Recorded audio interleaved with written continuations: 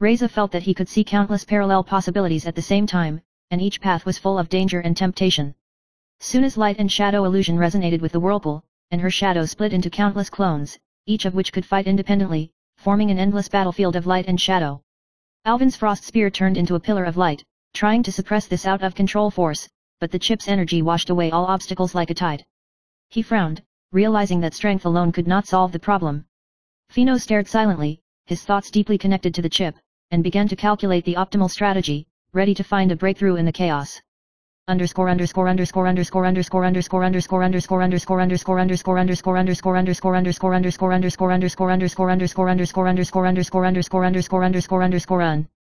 Chapter 19. Risa felt loneliness and excitement like never before, knowing that mastering the power of chips meant that no one could understand or challenge, except for those who really dared to take risks.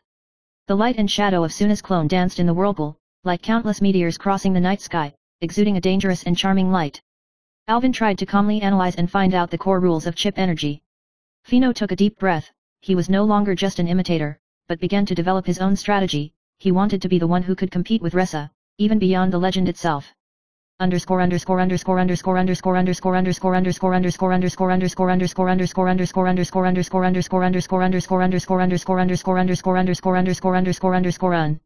Chapter 20. Reza fully activated the chip power, and the light was as dazzling as daylight. The whole world is twisted into a colorful maze. Space, time, and gravity are changing, as if all the rules have been rewritten. Suna and Alvin felt a lot of pressure at the same time, but they didn't back down. They understood that it was an inevitable trial. Fino finally stood up, his mind resonated with the chip energy, and his eyes lit up. He muttered softly, "From today onwards, I will no longer imitate, I will create my own legend." Reza nodded slightly, with provocation and joy in his smile. "Very good, the game has just begun." Chapter 21. The core of the vortex wriggled like a living creature, its light flickering, tearing the surrounding space into pieces. Reza stood on the edge of the whirlpool, feeling an unprecedented flow of energy. His mind seemed to be stretched in multiple dimensions, and every thought could trigger a fluctuation in reality. Suna's shadow floods the vortex like a tide, and her clone begins to fight automatically in the twisted space, trying to find loopholes in the vortex. She muttered in a low voice, "This power. It's not just a chip, it's like some kind of consciousness." Alvin's crystal spear transforms into a frost barrier, partially blocking the vortex's energy and preventing the city from being swallowed up. However, he felt the chip pressing on his mind, as if every breath was competing with the unknown. Fino stood between light and shadow, trying to synchronize with the chip. His thinking was like a conversation with Reza, but at the same time, he began to evolve himself, gradually forming an independent strategy system.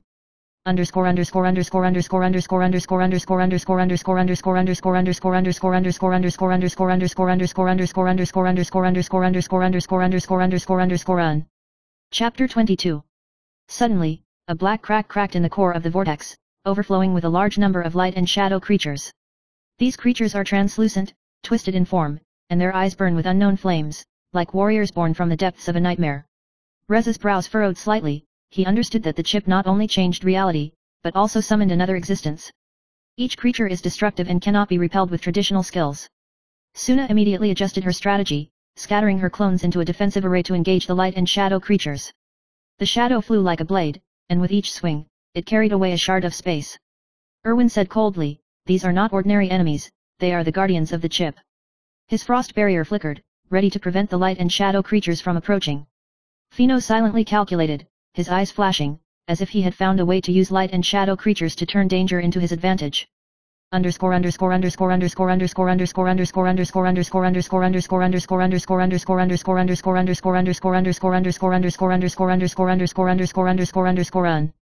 Chapter 23. Light and shadow creatures poured in like a tide, and the space within the vortex began to take on a labyrinthine structure, changing direction in an instant wherever they went.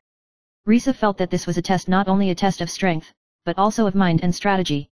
Suna's clone began to evolve, able to anticipate the movements of light and shadow creatures, and actively guide Reza and Alvin's attacks. Light and shadow intertwine, and the entire vortex is like a dynamic canvas, reorganizing the rules of reality every second. Alvin slid down in a cold sweat, his frost barrier began to crack, and each attack he blocked drained his mental power.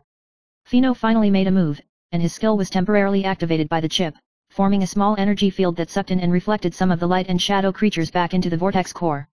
This move made Reza nod secretly, and he saw that Fino was no longer just following but began to master his lore.